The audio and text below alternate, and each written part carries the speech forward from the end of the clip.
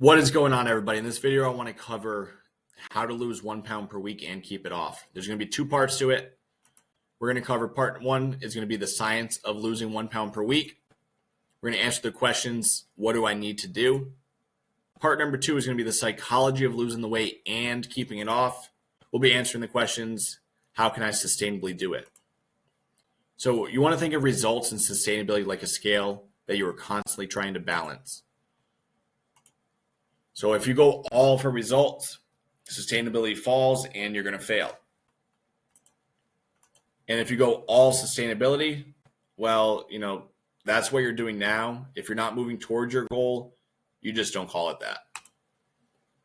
So you need to have the balance of results and sustainability that's specific to you for long-term sustainable weight loss. So let's start here. The science of losing 1 pound per week. Why does the body store fat? So our bodies store fat for this simple reason.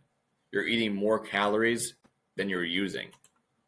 So think of fat as a stored energy source where 1 pound per fat is equal to 3,500 calories.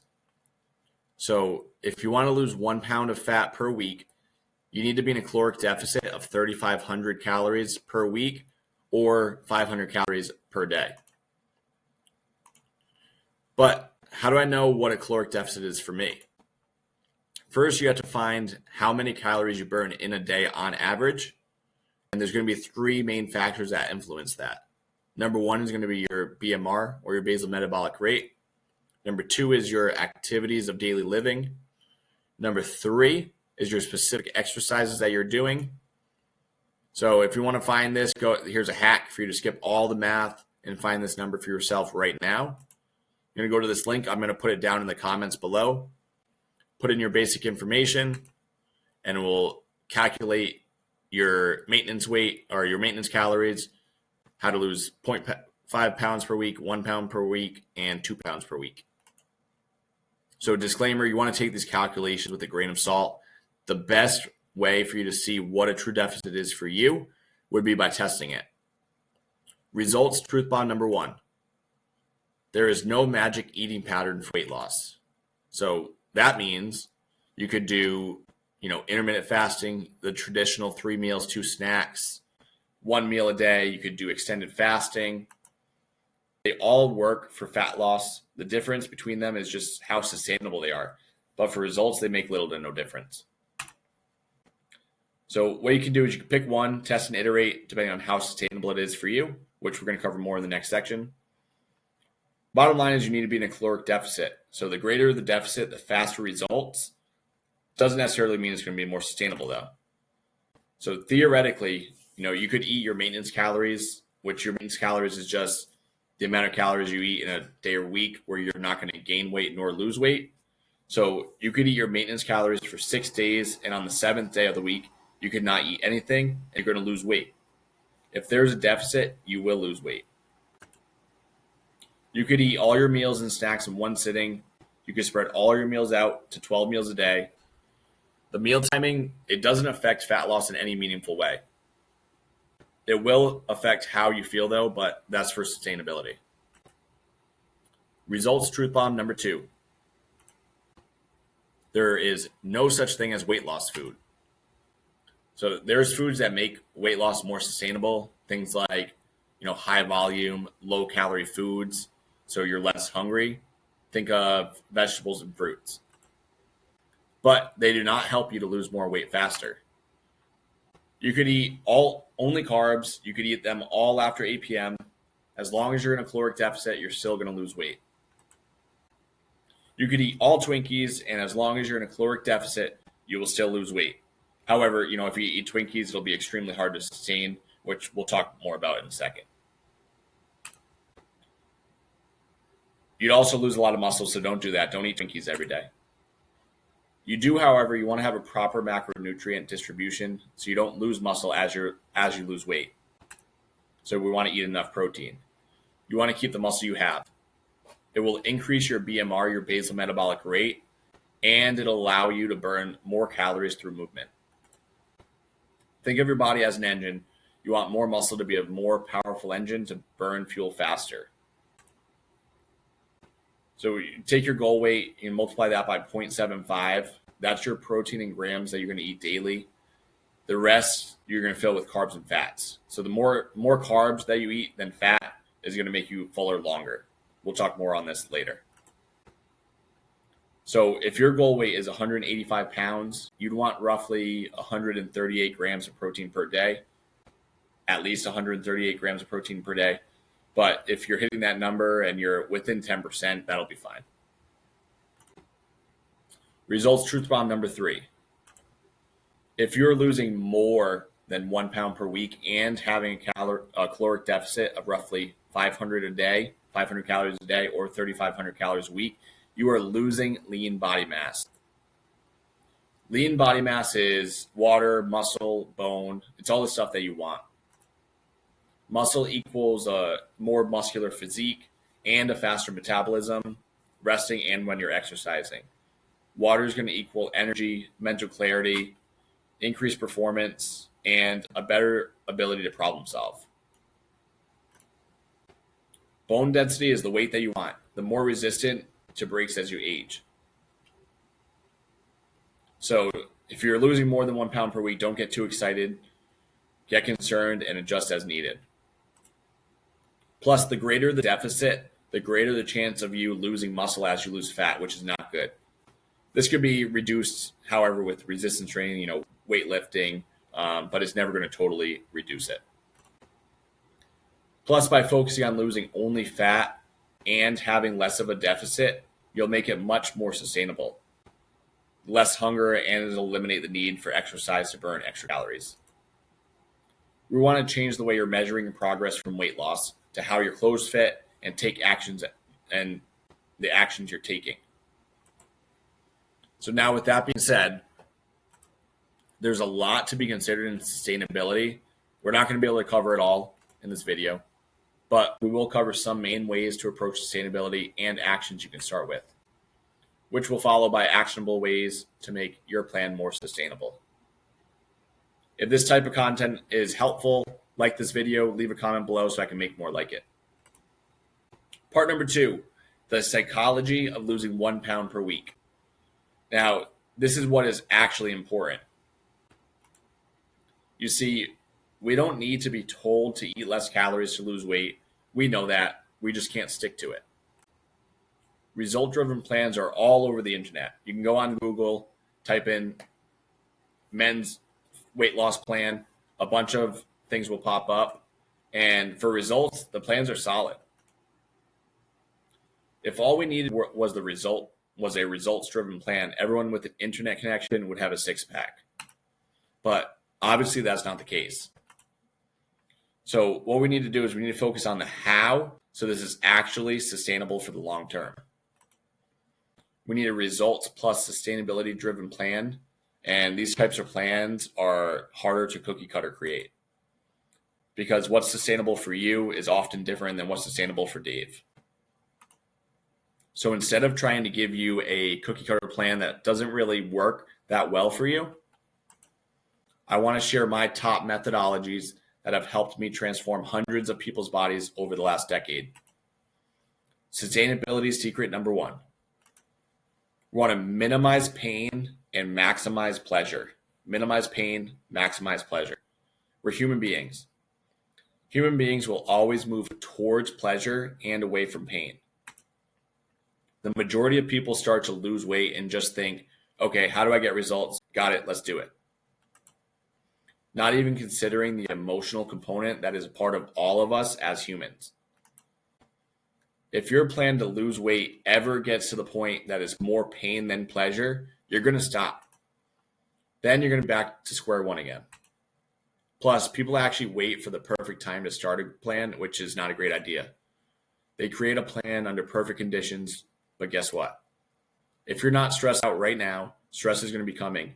And if your plan doesn't have a buffer between pain and pleasure, you're going to stop. So when you are creating your plan, start with the actions that are the lowest pain, highest result, or pleasure. A bonus for pain and pleasure.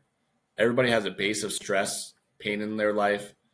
Before you look to add more stress with exercise, meal prep, and more, If you identify your stress as over a 7 out of 10, focus on first reducing your stress before adding more stress to your plate with more exercise, more rules, etc.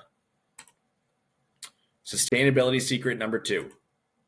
We want to reduce the negative feedback loops and we want to create positive feedback loops.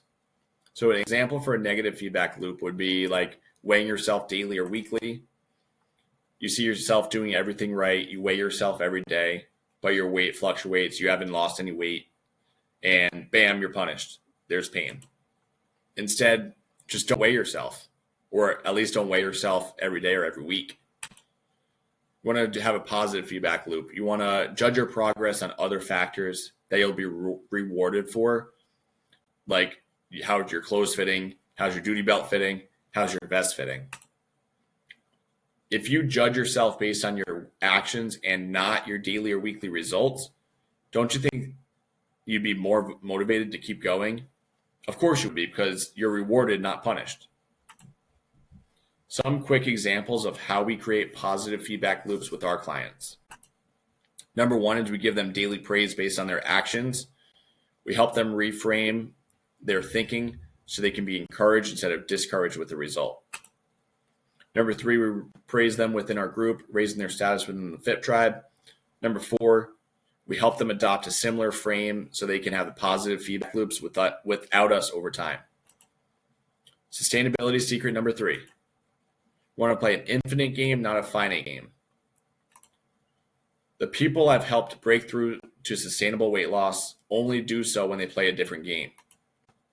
So the game, instead of trying to lose 40 pounds as the game, think of it as trying to sustain 40 pounds lost as the game. You might say, well, that's the same thing, but it's not. If the way you win the game is to lose 40 pounds, you'll probably be more aggressive, you're going to sacrifice, and you're probably going to rely on willpower to get there, only to be left on the top of the mountain feeling excited at first, followed by burnout, deviation from perfection, and then spiraling out of control. Assuming you don't die on the climb, i.e. quit. But if your goal is to sustain 40 pounds lost, even though you haven't lost it yet, you will only do things that are sustainable. You will think in terms of years instead of weeks or months. With this approach, you're going to be less aggressive. You'll think about creating habits and small steps, because this will have to be forever. No sane person is going to crank pain up to a 7, 8, 9, or 10 if they knew they'd be doing it long term. You will lose the weight anyway, because the actions to sustain the weight loss are the same to sustain it. So doesn't it make sense to lose the weight with the same approach to sustain it? Because the other way, as you probably know, doesn't work when you account for years. And now you may be thinking, I'm ready, this makes sense, but I just don't know how to get going again. First, you need to break inertia. You've probably heard it before: an object at rest will stay at rest, and an object in motion will stay in motion. It's challenging to break inertia on your own, so use as many tools as you can to help you break inertia. Number 1, listen to podcasts, get in the right mindset. Number 2, get a friend or a group of like-minded people that are all pursuing the same goal or mission. Number 3, get clear on your goals, your why, and the path to get there. You see, your mind is like a heat-seeking missile. The more you can tell it exactly where to go, the easier it is to get there. Or you could have a bonus, get a coach. But you don't have to do that alone. And if you were certain that this was the last time you start, I'm sure you'd be more willing to invest in yourself to make this the last time you had to. A coach is not required to make this change happen forever.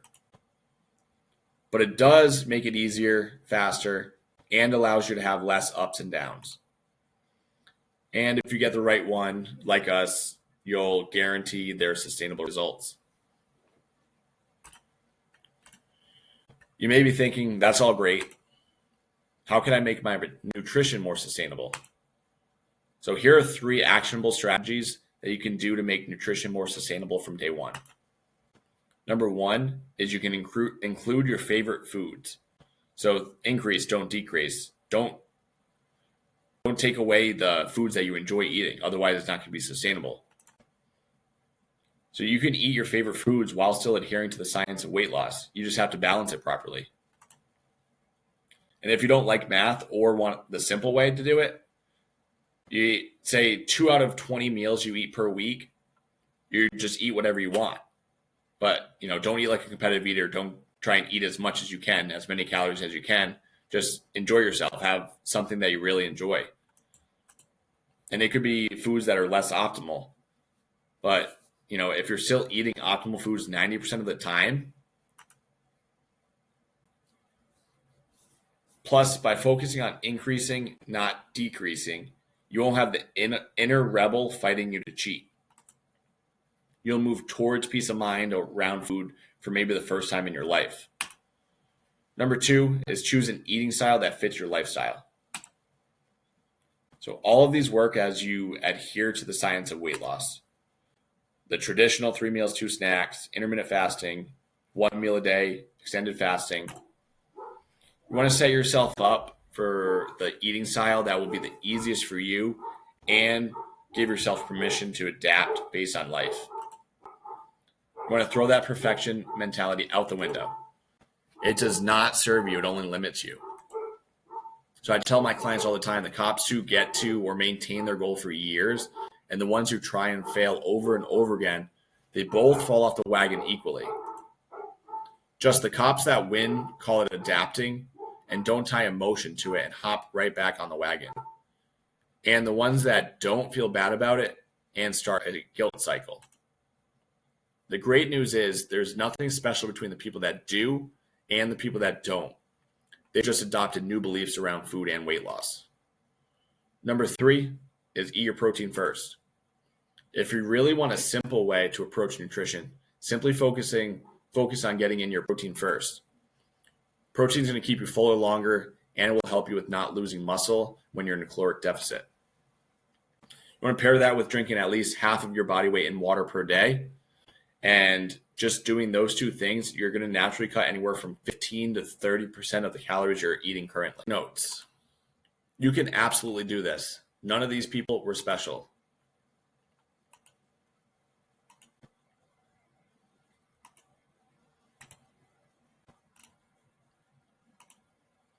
So if this content is helpful, like this video, leave a comment below so I can make more like it.